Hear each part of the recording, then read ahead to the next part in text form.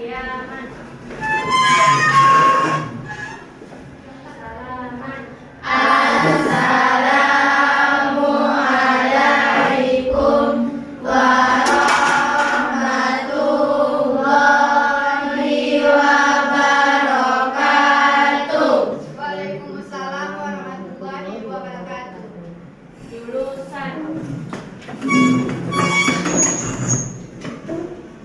Doa Qabla Ta'allum. Bismillahirrahmanirrahim. Allahul kafi Rabbuna kafi qasadana kafi wajadana kafi likulil kafi kafanal kafi wa ni'mal kafi alhamdulillah hasbunallahu wa ni'mal wakilu ni'mal maula wa ni'man nasiru hasbunallahu wa ni'mal wakilu ni'mal maula wa ni'man nasiru Rabbana fa'na bima 'allamtana Rabbi 'allimna allazi yanfa'una Rabbi faqihna wa faqih alana wa qarabati lana fi dinina amin amin amin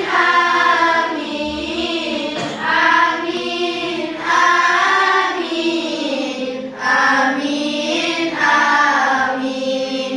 amin amin amin amin amin amin amin amin rabbal alamin. Hari ini siapa yang tidak hadir? Semua.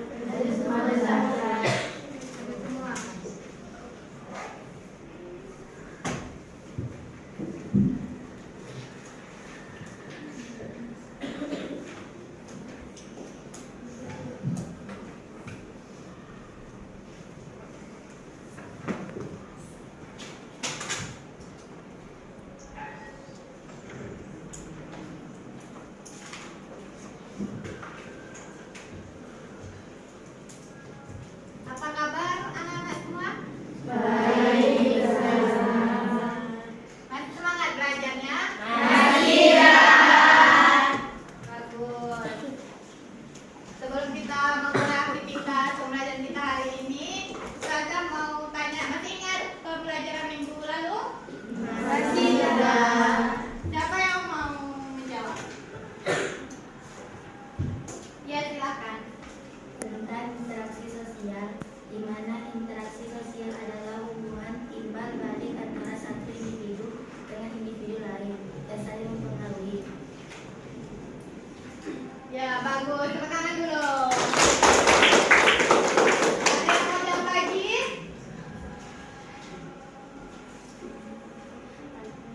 Silakan. Syarat interaksi sosial yaitu kontak sosial dan komunikasi, di mana kontak sosial terbagi menjadi dua, yaitu kontak sosial langsung dan kontak sosial yang tidak langsung. Ya, bagus. Tepuk tangan dulu. Nah, jadi pembelajaran kita minggu lalu itu tentang interaksi sosial, di mana interaksi sosial itu adalah suatu hubungan timbal balik antara satu individu dengan individu lain yang saling mempengaruhi. Untuk supaya kita lebih semangat lagi, mari berdiri kita bernyanyi bersama. Pelajar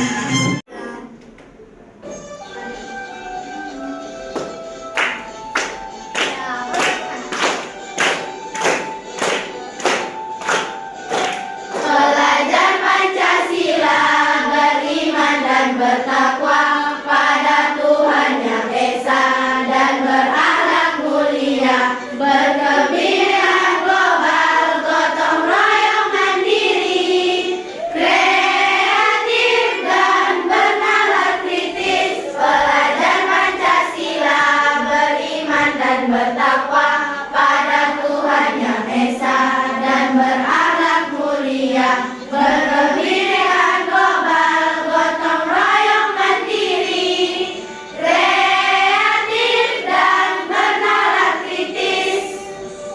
Kita bisa lihat ada liriknya yang berbunyi yaitu gotong royong dan berpikir kreatif.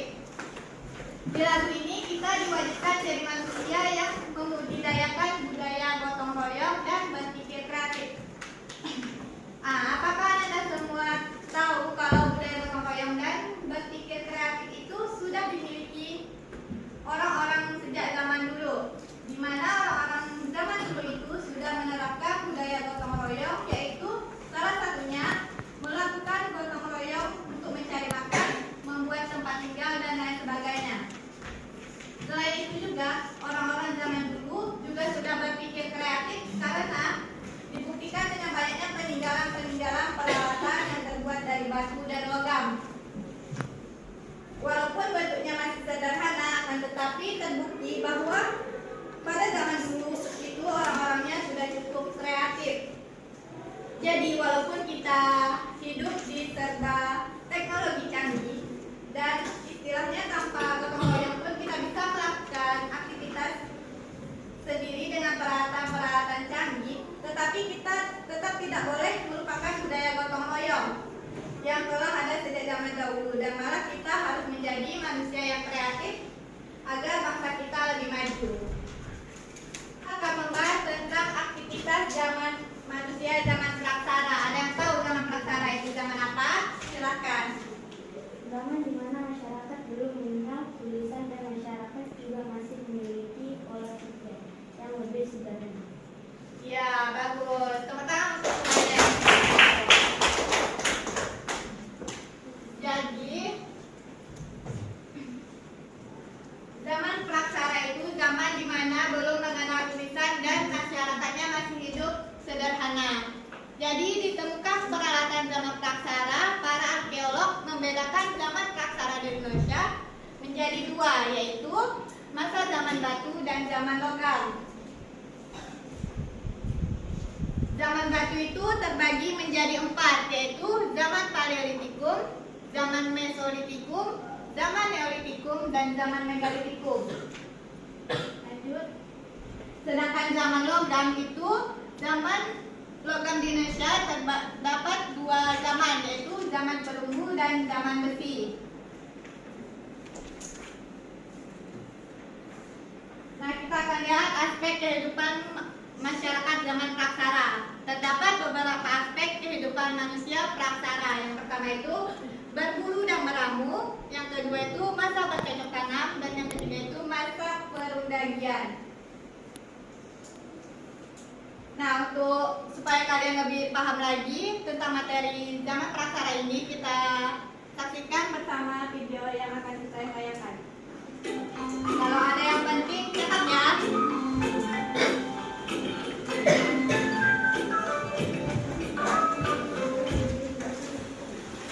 Menurut kalian, berapa tahun sih manusia sudah hidup di bumi? 1000 tahun? 2020 tahun? 100.000 tahun? Atau bahkan 1 juta tahun? Sebelum sejarah yang kita ketahui dimulai, manusia hidup di masa yang disebut masa prasejarah. Sejarah dimulai di satu titik di masa lalu, di mana manusia mulai mengenal kemampuan tulis menulis. Seperti yang kita ketahui, pra berarti sebelum, sementara aksara berarti tulisan, sehingga praaksara dapat diartikan masa sebelum adanya tulisan.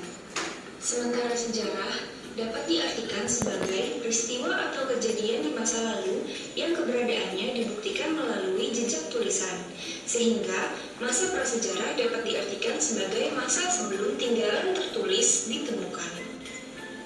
Pada masa prasejarah, informasi dan pengetahuan hanya diwariskan melalui lisan dari satu individu ke individu lain, umumnya oleh orang tua kepada anaknya.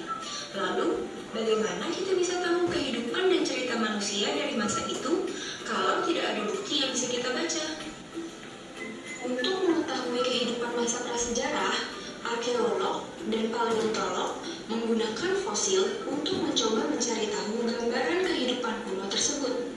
Fosil yang dimaksud dapat berupa tulang, batu, kerang, logam, arang, sisa sel tumbuhan dan hewan, atau pada keadaan tertentu tradisi kebudayaan yang masih terwariskan sampai hari ini. Semenjak tercipta miliaran tahun yang lalu, bumi telah melewati banyak periode kehidupan, mulai dari saat makhluk hidup di bumi masih berupa bakteri kecil, sampai pada saat ini di mana manusia telah ada di seluruh penjuru bumi. Semua periode kehidupan itu terekam dengan rapi di dalam lapisan-lapisan tanah dan dipelajari oleh para geolog.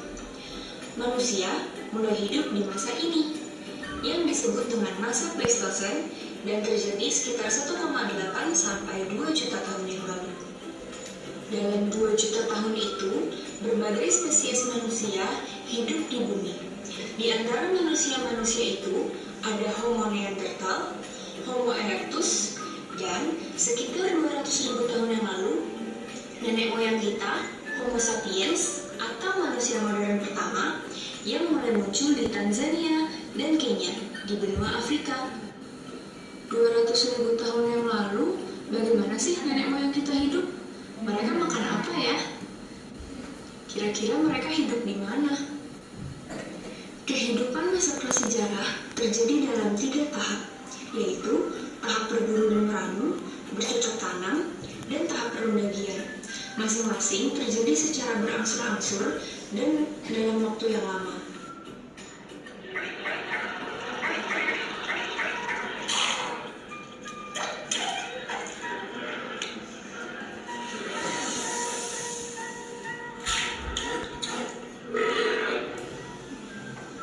Tahap paling awal dari perkembangan kehidupan manusia adalah masa berburu dan meramu. Pada masa ini, manusia mengandalkan hewan dan tanaman liar sebagai sumber pangan. Mereka berburu hewan seperti babi atau perbabutan, kerang-kerangan, atau ikan, dan mengumpulkan berbagai tumbuhan yang dapat dimakan seperti padi dan gandum liar untuk bertahan hidup. Mereka diketahui hidup dalam kelompok kecil di dalam gua-gua teduh dan telah menggunakan api untuk memasak, menghangatkan diri, dan menerangi gua pada saat malam hari. Karena mengandalkan alam sekitarnya untuk makan, manusia pada masa ini hidup secara nomaden atau berpindah-pindah mengikuti ketersediaan makanan. Apalagi pada masa Pleistosen saat mereka hidup ini, bumi kerap mengalami masa es di mana iklim dan kondisi bumi terus berubah-ubah. Mereka akan meninggalkan tempat tinggal mereka saat mulai kehabisan makanan atau mengalami persaingan ketat dengan manusia atau hewan lain di sekitarnya. Hobi berpindah-pindah rumah ini menjadi penyebab migrasi manusia dari tanah asalnya di benua Afrika ke seluruh penjuru dunia, salah satunya Indonesia. Selama puluhan dan ratusan ribu tahun, mereka terus berpencar ke berbagai tempat di bumi untuk mencari makan. Persebaran itulah yang menyebabkan di setiap penjuru bumi pada saat ini ada manusia. Selain api, manusia juga sudah bisa membuat alat-alat sederhana dari batu yang digunakan untuk berburu, melindungi diri, dan mengolah makanan. Alat batu pada masa ini termasuk ke dalam alat batu paleolitik dengan ciri berukuran besar, berbentuk sederhana, dan bertekstur kasar. Temuan alat batu masa berburu meramu ini di Indonesia diantaranya ditemukan di Sungai Baksoka, Pacitan, di mana arkeolog berhasil menemukan sejumlah kapak perimbas, kapak pengetak, dan kapak genggam yang terbuat dari batu vulkanik. Selain melalui temuan alat batu, jejak manusia masa berburu dan merabung juga dapat dilihat melalui Jokeng Moninger atau gunung sampah dapur purba. Gunung sampah ini terbentuk dari cangkang-cangkang kerang sisa makanan manusia purba karena seperti yang kita sudah ketahui, mereka mencari makanan salah satunya melalui berburu dan mengumpulkan kerang-kerangan untuk dimakan dagingnya. Jokeng Moninger di Indonesia dapat ditemukan di sekitar pesisir Sumatera bagian utara.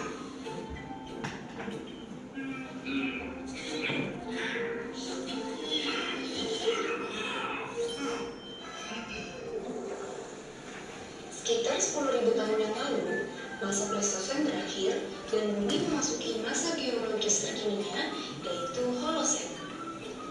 Setelah masa Pleistosen yang dingin, di masa Holosen, bumi mulai menghangat. Iklim dan kondisi bumi yang stabil menyebabkan semakin banyak wilayah subur yang bisa ditumbuhi tanaman dan ditinggali berbagai hewan. Saat inilah manusia diperkirakan mulai belajar bercocok tanam.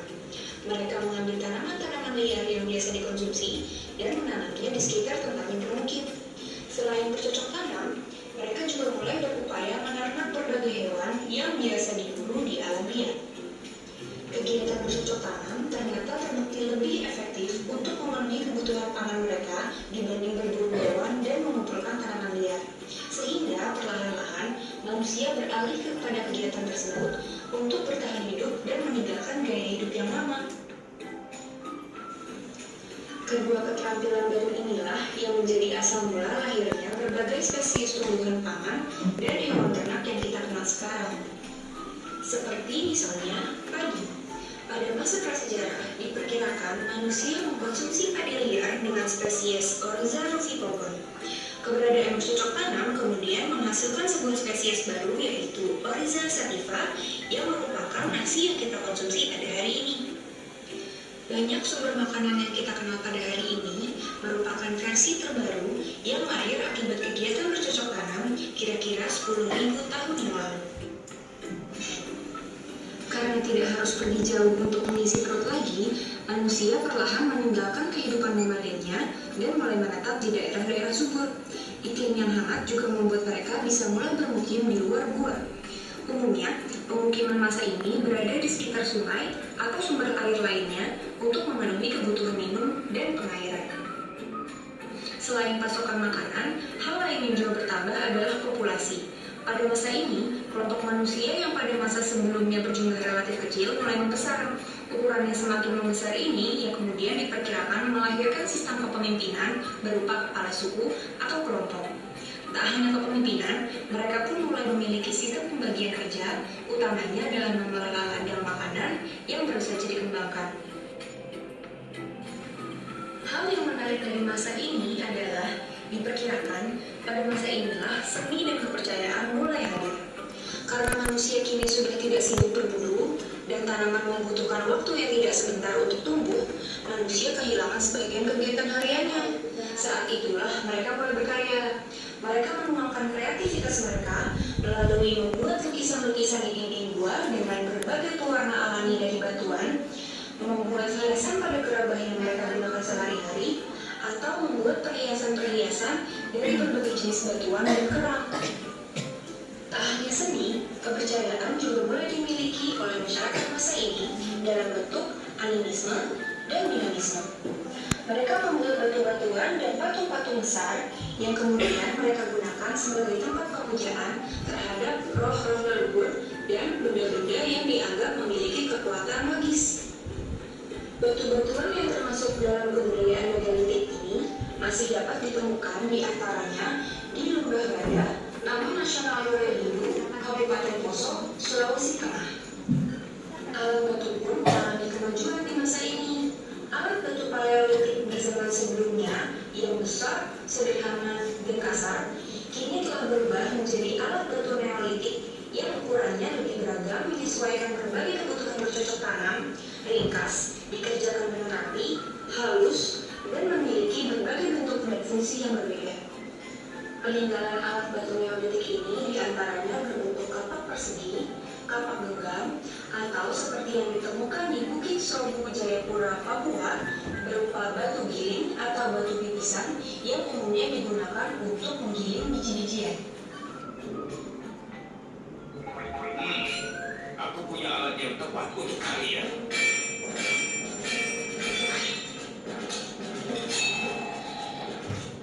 Pedangmu, para kesatria hebat.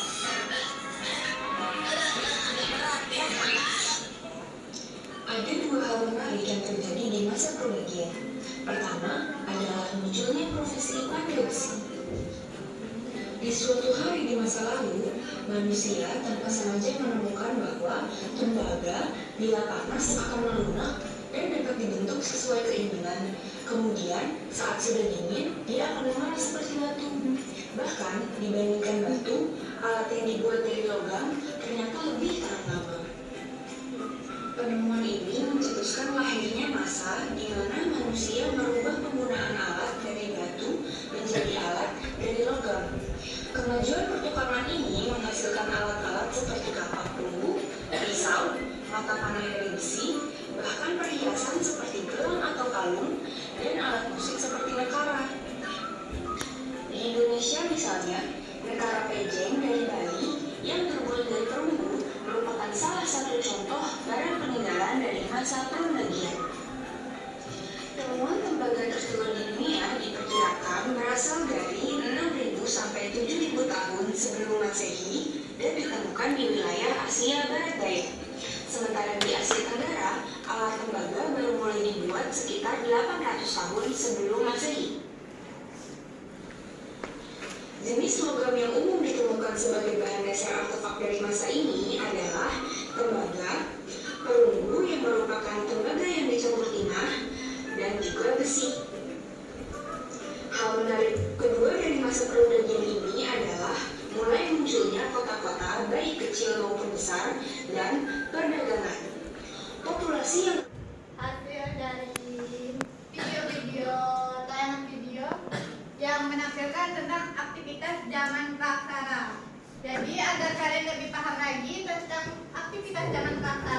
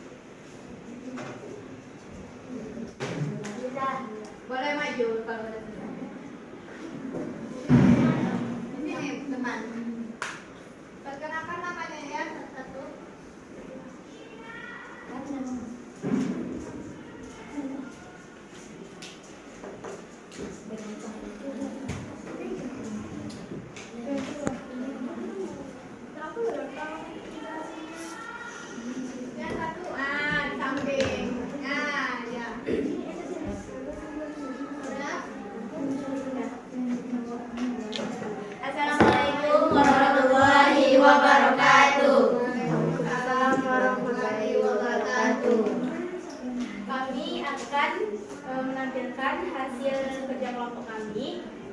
Nama Ana Arina Ivana Fiza. Nama Ana Kanazali Kapila. Nama Ana Syamil Wadari. Nama Ana Nelaudi Mundur. Nama Ana Rizka Darwati. Nama Ana Tessa Terlauna Rizki. Dan kelompok 1 mendapat bagian zaman Paleolitikum atau zaman Batu Lama. Nah, ciri-ciri zaman Paleolitikum ini adalah alat yang digunakan adalah batu besar dan kasar. Manusia masih bergantung dengan alam, hidup berpindah-pindah, memperoleh makanan dengan cara berburu dan meramu. Penjelasannya, pertama di sini ada kapak genggam, ini gambarnya. Terus kapak genggam ini terbuat dari batu yang pecah, tajam dan menyembul. Terus gunanya untuk memotong hewan dan umbi-umbian. Terus di sini ada kapak perimbas, ukurannya besar dan cambung. Yang terakhir di sini ada alat serpih, terbuat dari batu, tulang, tanduk untuk memotong daging dan mengupas ubi. Ini gambarnya. Sudah. Sekian dari kami. Assalamualaikum warahmatullahi wabarakatuh. Waalaikumsalam warahmatullahi wabarakatuh. Kalian boleh duduk.